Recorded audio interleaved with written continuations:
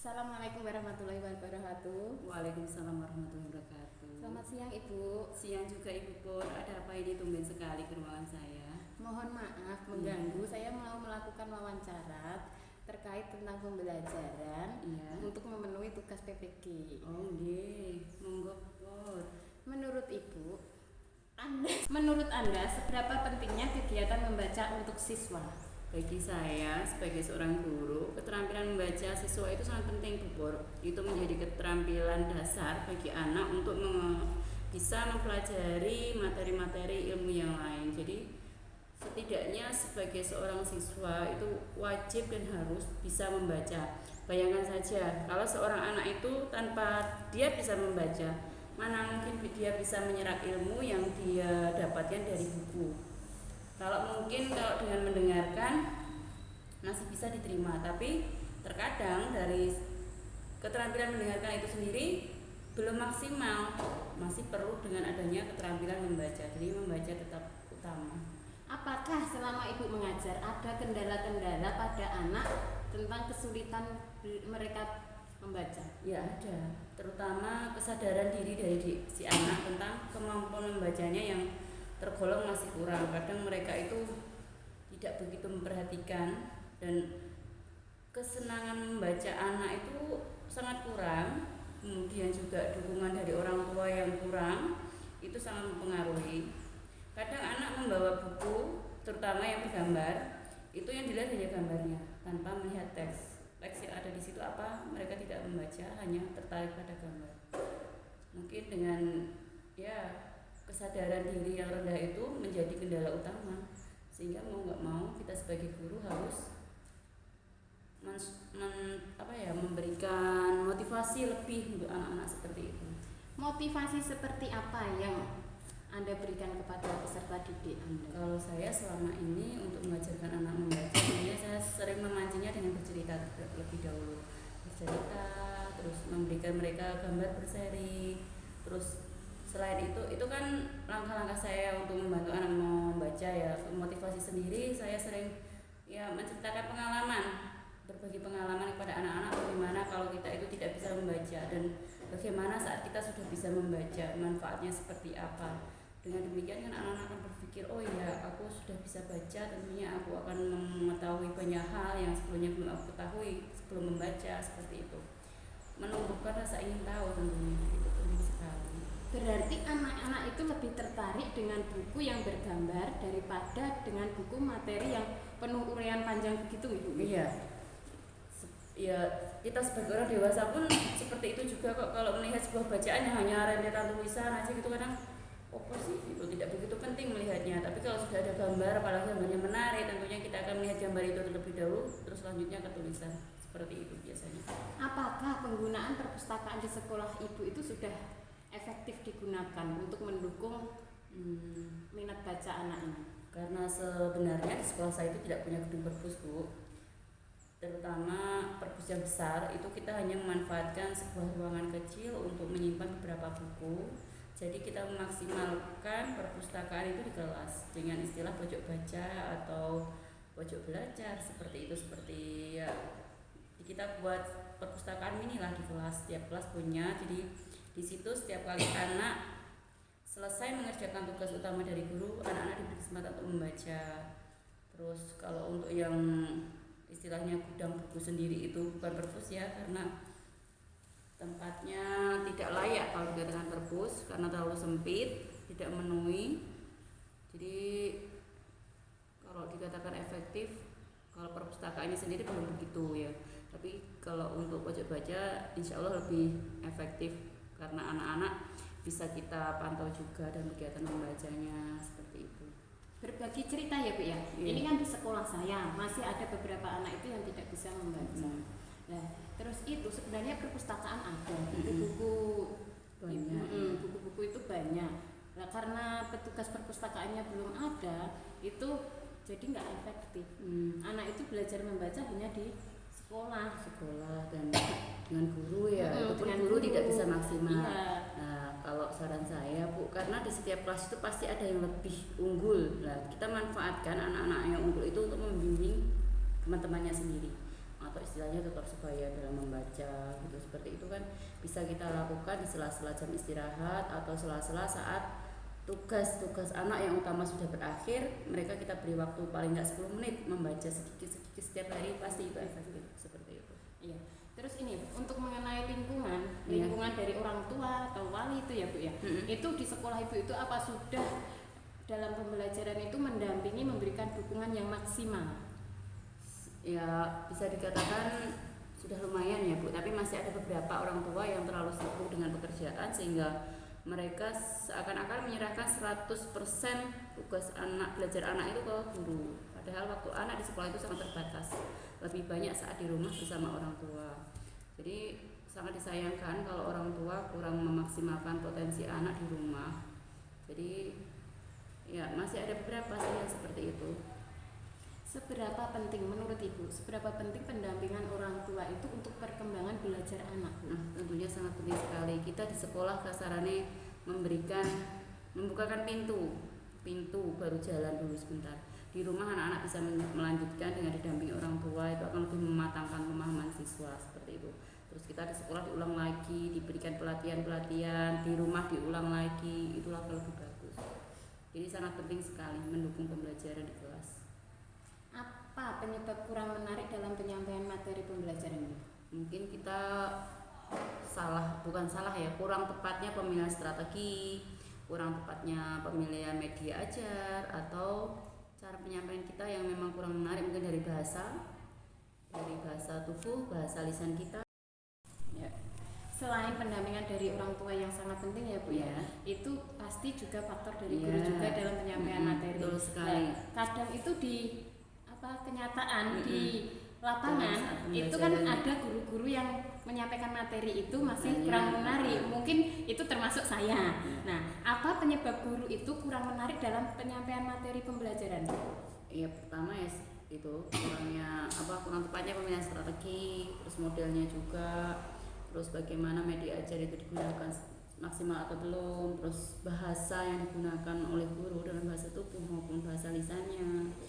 Terus mungkin gurunya juga kurang aktif dan kreatif dalam memperoleh informasi terbaru tentang bagaimana belajar yang menarik untuk siswa. Jadi guru harus lebih inovatif dan kreatif tentunya. Pembelajaran yang menarik dan inovatif itu yang seperti apa? Pembelajaran yang menarik buat siswa dari segi guru tentunya pembelajaran yang membuat siswa itu lebih mudah memahami apa yang diajarkan oleh guru. Kalau saya sendiri karena mengajar kelas bawah, saya lebih memilih media permainan sebagai salah satu media pembelajaran saya. Jadi anak tidak berasa kalau itu dia sedang belajar materi yang sulit. Jadi seperti bermain.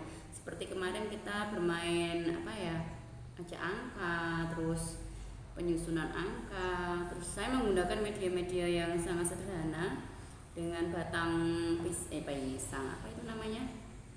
batang pohon singkong. Itu saya berikan titik-titik nomor-nomor angka-angka yang saya gantungkan dengan karet gelang itu anak-anak saya minta untuk menyusun karena masih kelas kecil ya, baru mengurutkan, membandingkan dan membedakan. Jadi masih mudah, mereka lebih seru ke situ daripada mereka harus menelingi melihat angka-angka berurutan, mengurutnya lebih sulit lah. Kalau di situ mereka lebih tertarik karena harus memindahkan angka satu ke titik yang satunya, terus memindahkan lagi, mengurutkan. Seperti itu mereka lebih tertarik di situ.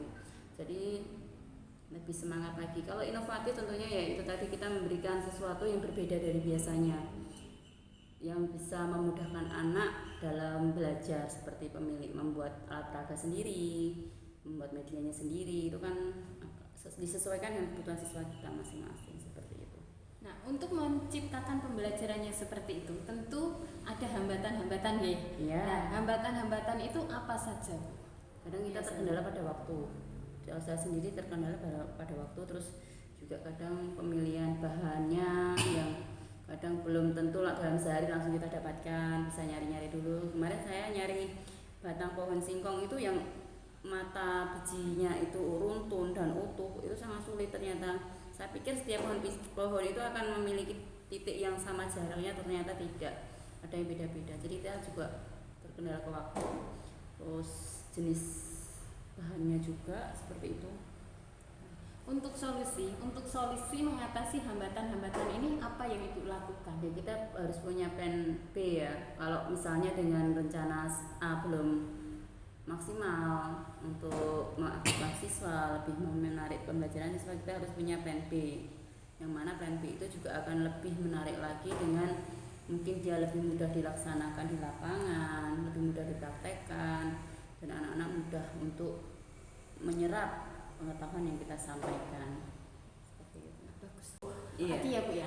Ini untuk yang saya lihat di dalam lapangan itu masih kebanyakan guru-guru yang menggunakan metode monoton. Nah, metode itu, lama ya, iya. masih sukanya sama. Dalam- Kalau iya. hanya masuk kelas, buka halaman sekian kerjakan ya. Karena ya itu tadi merasa berada di zona nyaman, dan kita sebagai guru pembaharuan kita harus mengubah image itu. Kita harus menanamkan mindset dalam diri kita. Kita ingin membentuk siswa-siswa yang baik secara akademik maupun karakter itu positif dan memiliki nilai lebih. Tentunya kita sendiri harus meningkatkan kompetensi kita sendiri secara personal untuk menghasilkan apa yang kita harapkan. Nah itu untuk mengatasi metode-metode monoton yang mereka gunakan itu Ya, apa Bu? ya kita mungkin kalau saya sendiri ya sejauh ini karena saya termasuk junior di sekolah saya selalu mengajak ayo ke rekan-rekan, yuk ikut diklat ini, ayo ikut apa, atau kadang saya menawarkan saya punya loh cara baru untuk membuat media, atau cara yuk kita membuat video bareng atau apa, itu saya sering tawarkan ke teman-teman, dan kadang teman-teman juga oke, tapi masih ada beberapa ribet, terus males, udah umur atau apa, memang itu kendala kita. Tentunya kita harus mengubah mindset dulu. Kita nggak bisa serta merta langsung jujakan, nggak bisa, harus pelan. Mungkin dengan koordinasi dengan kepala sekolah, entah itu sebulan sekali atau berapa kali tenggang waktu kita lakukan pelatihan secara mandiri di sekolah. Guna apa? Untuk meningkatkan pengetahuan, mengubah image dari teman-teman atau mindset mereka sendiri dalam diri mereka itu berkembang. Mau mengubah diri mereka menjadi lebih baik, keluar dari zona nyaman mereka yang selama ini bisa dikatakan ngajarnya asal-asalan gitu loh. Masih ada yang seperti itu di sekolah saya sendiri, juga masih ada seperti itu.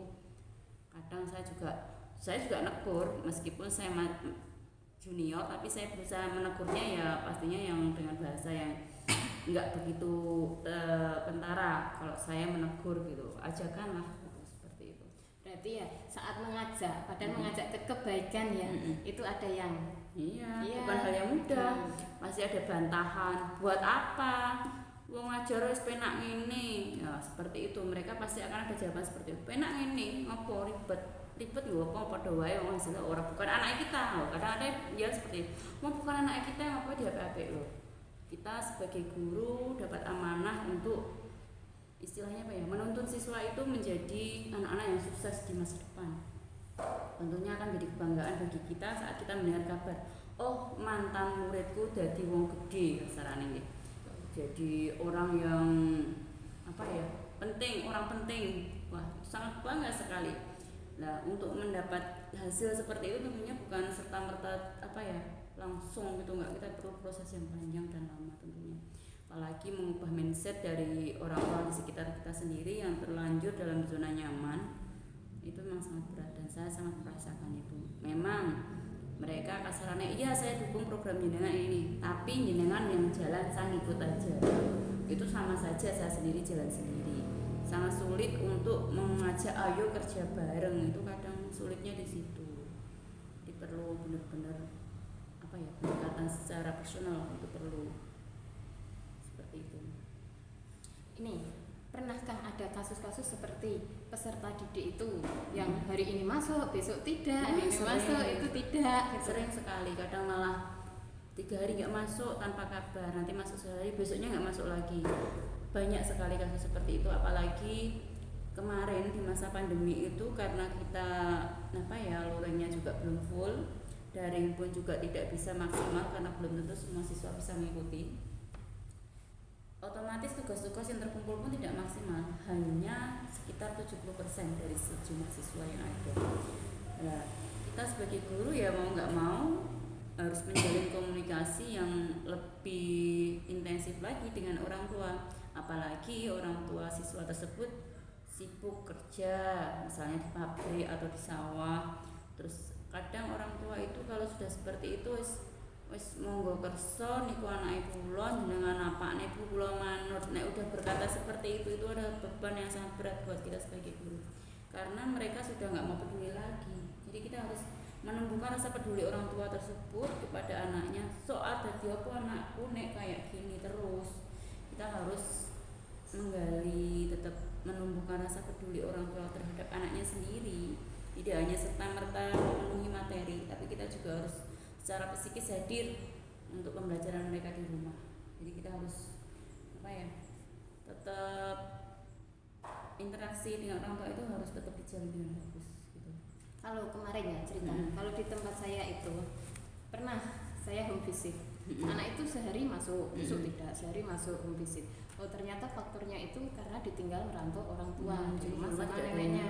Nah itu neneknya sudah berusaha, ayo masuk, tapi anak itu tidak mau, maksudnya mendengarkan perintah neneknya gitu loh Bu.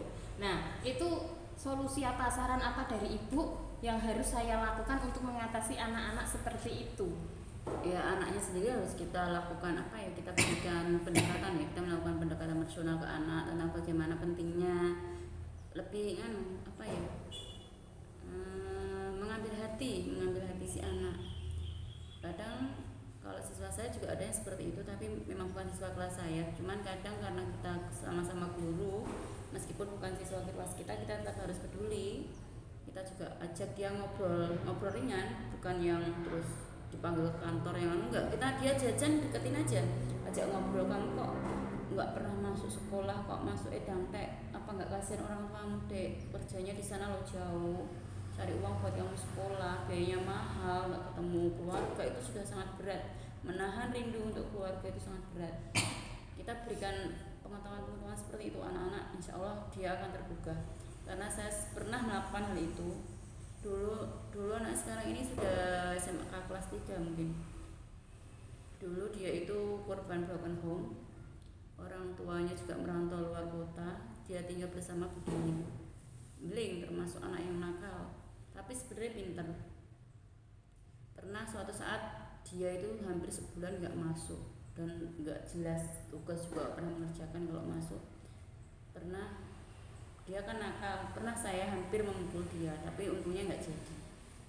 Terus suatu ketika saat dia ada kesempatan, pas waktu itu jam tambahan, saya deketin, kita ngobrol, namanya kan Reza, dek duduk sini yuk ngobrol bareng sama ibu pengen cerita sama kamu. Nggak bosok, dia nggak bosok. Kenapa Bu? Ya tanya-tanya aja yang ringan, kamu kok kemarin katanya lama banget nggak sekolah, kemana? Ditanyain seperti itu. Terus dia cerita, dia itu merasa kecewa, ternyata kecewa kenapa orang tuanya berpisah, sedangkan aku itu butuh bapakku hadir untukku dan ibuku. Ibu kerja keras jauh kok bapak malah meninggalkan kami juga gitu loh. Dia kecewa di situ, makanya dia nggak mau lah sekolah lagi, malah nyusah ke ibu dan sebagainya, pikirannya gitu. Terus saya kasih tahu, loh ibumu menyekolahkan kamu sampai kerja di luar kota itu biar kamu jadi orang, biar kamu bisa nanti bantu ibu nih di adik-adik kamu, biaya sekolah adikmu. Terus kita ngobrol banyak. Dari situ dia akhirnya ada sedikit perubahan, dari yang jarang masuk sudah mulai aktif, terus tugas-tugas kita embuh yang ngerjake. Terus kemarin terakhir ketemu itu di klinik Aisyah, ternyata dia jadi perawat, sekolah perawat.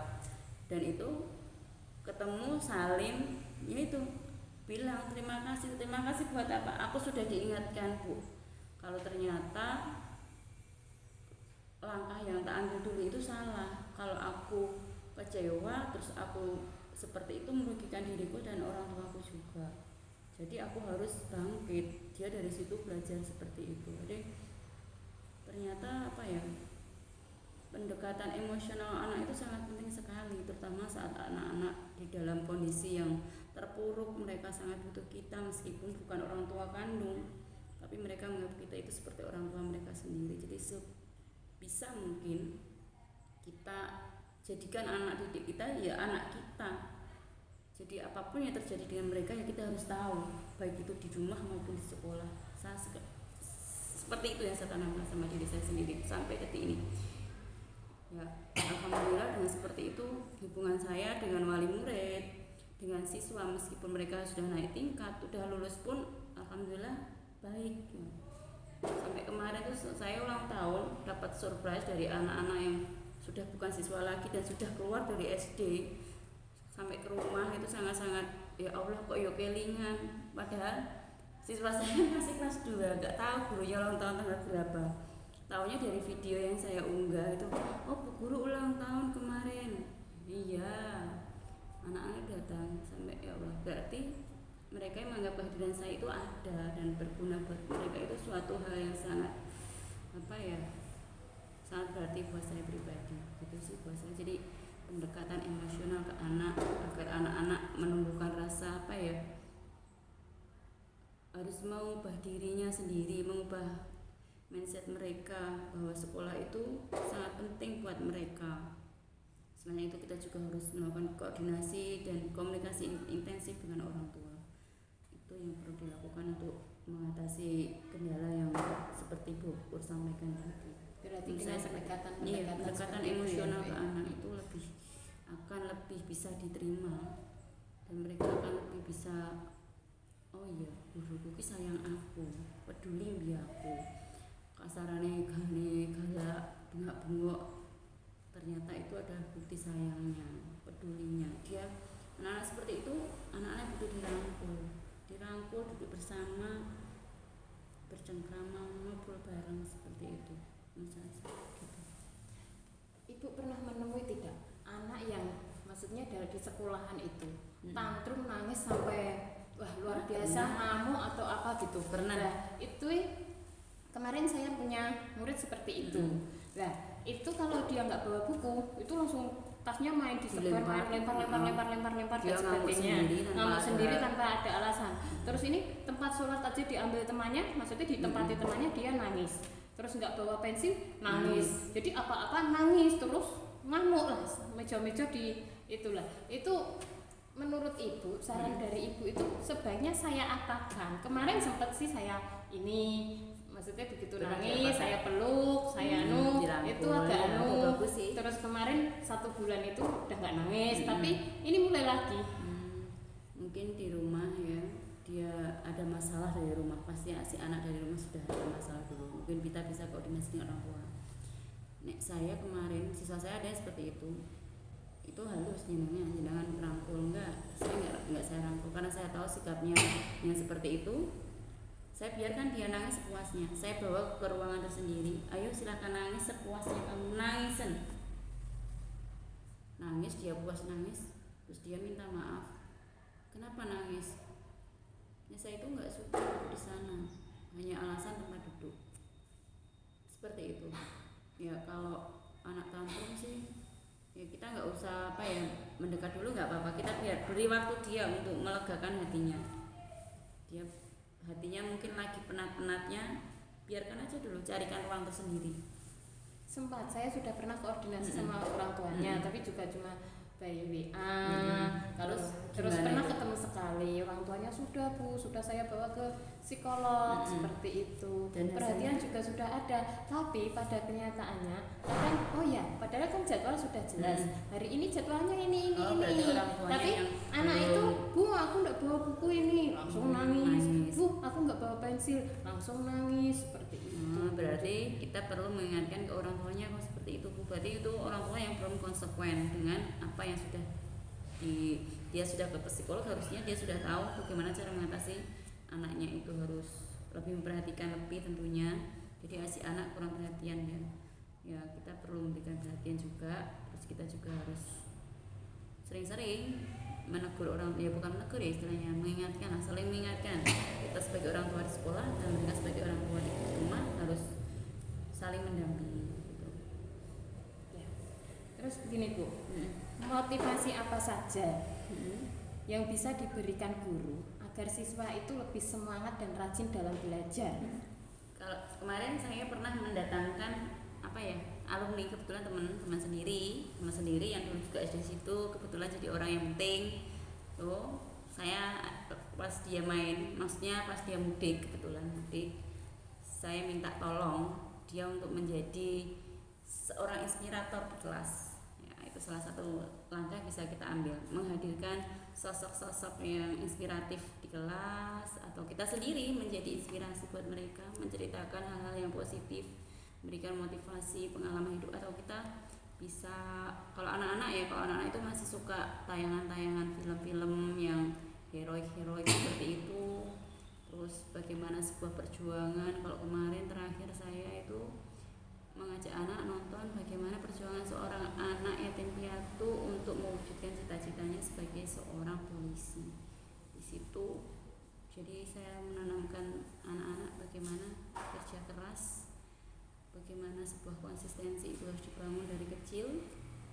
Jadi tidak serta-merta kita pengen ini jadi sendiri, nggak bisa, kita harus berjuang sendiri dari bawah. Berarti menanamkan pada anak keberhasilan itu butuh perjuangan, iya, seperti itu ya. Kita harus memotivasi dengan menghadirkan motivasi. tokoh-tokoh atau orang-orang yang dekat dengan kita, bisa jadi motivasi buat anak-anak juga. Kita bercerita pengalaman pribadi, nggak masalah.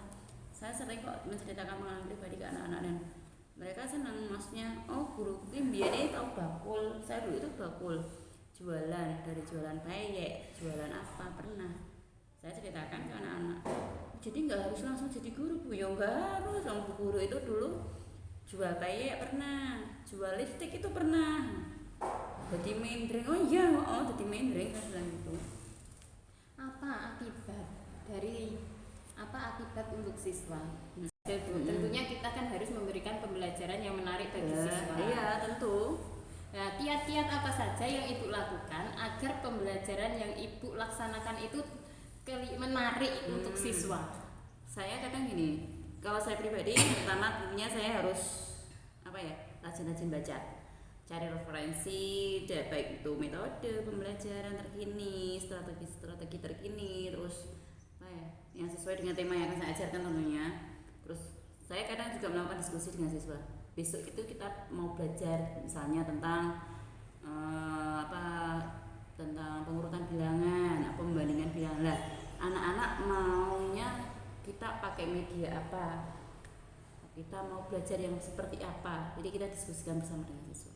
Jadi saya lebih mengajak anak-anak itu berpikir, aku pengen sinau iki ben aku ndang mudeng nganggo cara sing ini, penginku nganggo dolanan iki, seperti itu. Kayak itu tadi seperti yang saya bilang tadi di depan ya, dengan menggunakan alat peraga sederhana dari kebun kita, seperti itu. Anak-anak sudah suka dan mereka mudah mengurutkan bilangan dengan mencentang-centangkan angka, menggantungkan angka-angka itu pada mata pohon. Terus itu lebih menarik ke situ. Tadinya kan anak-anak minta bermain lompat-lompatan karena kita sudah melakukan itu, terus saya tawarkan mainan yang lain. Jadi Ibu itu dalam pembelajaran media yang Ibu gunakan itu buat sendiri semua gitu, Ya, saya sebisa mungkin membuatnya sendiri karena saya sesuaikan dengan kebutuhan saya dan juga minatnya anak-anak saya di kelas bawah itu kan masih suka bermain, masih belum bisa namanya anak kelas bawah itu suruh duduk lama-lama. Mereka itu masih mau ekspor sana sini. Di kelas saya itu sampai saya buat taman belajar. Jadi di situ itu banyak sekali alat peraga saya sediakan dari matematika, baik bahasa Indonesia, media untuk membaca. Kan ada beberapa anak yang belum bisa membaca lancar. Saya buatkan media sederhana dengan main geser kartu huruf itu anak-anak senang banget main itu. Terus untuk matematika sendiri saya buatkan mainan, yaitu seperti tadi yang menggantungkan angka, terus ada pohon angka juga ada. Mereka bisa menggunakan itu untuk main tebak-tebakan dengan temannya. Itu sangat menarik buat anak-anak belajar dan mereka betah di kelas. Jadi paling keluar bentar istirahat, masuk lagi makan itu di dalam kelas, jadi nggak di luar. Makan di situ karena memang di pojok tempat taman belajar itu saya beri matras, matras itu untuk anak-anak, matras, karpet, saya beri karpet, anak-anak bisa duduk nyaman di situ sambil belajar, sambil makan, ya tetap terkendali, tetap saya bisa mengawasi. Ya. aman lah, di sekolah itu menjadi tempat yang aman untuk anak-anak belajar beraktivitas gitu. Nah ini kebanyakan saya lihat, saya sendiri mungkin juga, saya juga jarang pernah membuat media karena terbatasnya waktu saya, karena tugas sampiran, tugas tambahan yang diberikan sekolah terlalu membebani. Jadi gimana ya, mau ini itu waktunya kurang, bahkan kadang sering meninggalkan kelas seperti itu. Nah ini saran-saran dari Ibu agar saya bisa mengatasi masalah media yang saya gunakan itu tidak monoton itu apa saja? Kita bisa tidak harus beli langsung kita buat sendiri enggak. Kadang di toko-toko itu ada kok beberapa media yang bisa kita beli langsung. Lalu ini Bu muncul tentang soal yang berbasis HOTS. Nah itu masih banyak kendala di lapangan ya untuk anak-anak, apalagi untuk anak yang kelas bawah. Nah, terkait dengan penyelesaian soal HOT tersebut, rata-rata siswa itu masih banyak yang mengalami kesulitan. Itu penyebabnya apa, Bu? Ya terutama karena kurangnya latihan pasti. Soal HOTS itu kan perlu pemikiran yang lebih mendalam. Tujuannya kenapa sih soal dibuat lebih HOTS? Itu untuk menggali cara berpikir anak lebih kritis lagi, lebih spesifik tentunya. Nah itu perlu latihan, tidak bisa serta-merta kita membuat soal terus diberikan gitu aja, tidak bisa. Kita harus sering-sering melatih siswa. Kita mungkin dalam 1 minggu sekali memberikan soal HOTS pada anak tentang pembelajaran yang sudah dilakukan selama 1 minggu itu. Tentunya itu akan melatih daya pikir anak, kemampuan berpikir anak. Dengan sering dilatih, otomatis anak akan terbiasa. Nah itu sendiri karena kebiasaan ya begitu. Bagaimana kiat-kiat guru atau cara guru membiasakan anak dalam menyelesaikan soal berbasis HOT, itu bagaimana menurut kita harus sering melakukan latihan itu tadi. Setiap hari mungkin 1 kali soal kita lontarkan ke anak-anak, tidak harus dengan tertulis ya. Soal HOT pun bisa kita sampaikan dengan lisan, dengan memberikan pertanyaan pemantik yang bisa menggali informasi lebih dari siswa. Itu sudah cukup untuk membuka pemikiran mereka lebih lagi, mengajarkan mereka untuk berpikir lebih mendalam, dan itu kita harus sering-sering lakukan dalam keseharian. Jadi tidak hanya saat mau ulangan atau apa, enggak, tapi dalam setiap hari bisa kita lakukan dengan memberikan soal pemantik yang memantik siswa untuk berpikir lebih dalam. Nah, dari faktor guru itu sendiri, kadang itu guru masih banyak yang membuat soal yang berbasis logs, bukan HOTS. Nah, untuk itu apa sih penyebabnya kok guru itu membuat soalnya masih log, nggak menanamkan yang HOTS gitu? Ya, karena untuk membuat soal HOTS sendiri kita harus harus punya kosakata yang banyak juga, terus sering berlatih, juga punya referensi yang banyak juga soal-soal. Jadi soal yang tadinya logs bisa jadi HOTS itu karena kita bisa mengolah dari mengolah kata itu sebenarnya. Pertanyaan jadi logs atau HOTS. Pemilihan kata kerja yang kita gunakan itulah yang menentukan pertanyaan itu masuk logs atau HOTS, seperti itu. Atau pelatihan-pelatihan seperti apa yang bisa meningkatkan atau memberikan pemahaman kepada guru untuk memahami pembuatan soal yang HOT. Ya, kita mungkin kalau forum SD ya kita bisa melakukan KKG bareng-bareng bersama guru-guru dalam satu gugus, kita bareng-bareng melakukan IHT. Terus dilanjutkan dengan penyusunan soal-soal HOTS itu sendiri seperti apa. Jadi diusahakan setiap guru itu menyetorkan, benar-benar membuat soal. Jadi tidak hanya hitam di atas putih atau formalitas saja, tapi benar-benar mereka menyusun soal beserta kisi-kisi, beserta kunci dan penjelasan detailnya seperti itu. Jadi itu bisa kita lakukan terus menerus sebagai kegiatan rutinitas forum KKG sendiri ya. Jadi mengaktifkan forum sendiri dan melatih kemampuan guru itu tentunya. Saya lihat selain kita kesulitan di HOTS, masih banyak juga Bapak Ibu guru itu dalam pemanfaatan teknologi TIK itu kurang. Nah, menurut Ibu kendala apa kok guru itu dalam pemanfaatan teknologi TIK itu dalam pembelajaran belum bisa maksimal. Ya, pertama tentunya dari kemampuan dari guru sendiri, kemampuan dan pengetahuan IT sendiri yang masih rendah.